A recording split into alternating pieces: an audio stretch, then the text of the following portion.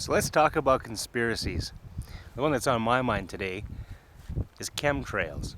Now, of course chemtrails are happening. Of course they're dumping stuff on us. That's obvious.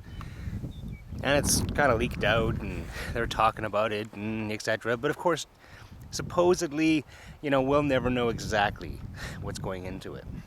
So of course, me being me, I fire up my little crystal ball and I take a peek, see what I see. Wow, wasn't I surprised? It was a bigger conspiracy than I thought.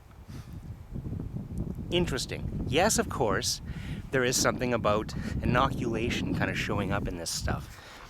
What my crystal ball led me to, and again, I can't prove this one way or the other, but I believe what's going on is that in these secret laboratories around the world, they're creating stuff that they shouldn't be creating. They're playing with stuff they shouldn't be playing with. And at the end of the day, well, go ahead and kind of contain all of this stuff. You can't. Of course you can't.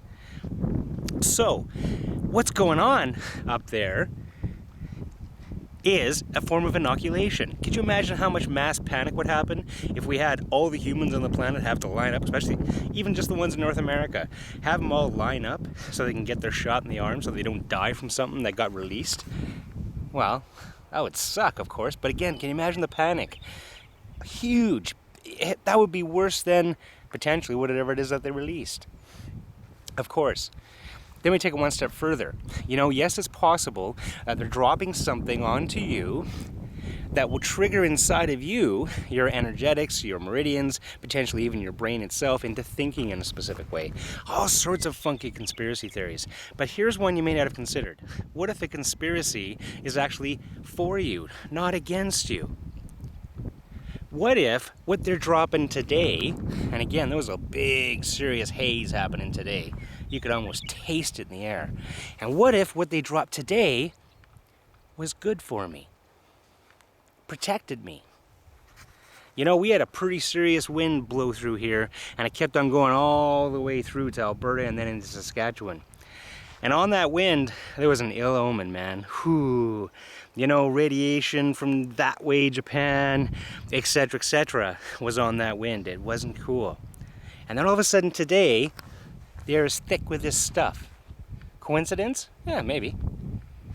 But it seems to happen repeatedly. And how many times is it that a coincidence has to be a coincidence before it becomes a fact? I don't know that number. Maybe you can let me know. What I'm saying is this. Yes, conspiracy theories exist. Yes, chemtrails exist. Maybe twist your head around just a little bit, and maybe wrap your head around this. Those mad scientists, they have families. They have children. Those politicians, they have families. They have children. The best way to inoculate not only humans, but the plants, and the birds, and the cattle, and the seeds, and all that wonderful stuff, and protect it from things like radiation, and stuff that we don't even know we need protecting from yet. Well, best way to deal with that is to inoculate us en masse. Drop it from the sky and let it soak into the earth. Let it become a part of our ecosystem in as natural a manner as possible. It actually makes a lot of sense to me. Like it or lump it. Yeah, sure, it offends my freedom. Yes, of course it offends me in so many different ways, with them maybe doing something and not confiding in me and letting me know. Has it been the first time? Not on your freaking life. Will it be the last? Don't count on it. Me? I'm choosing to see the cup half full this time, because I actually believe, because of something inside of me telling me this, that this is good for me.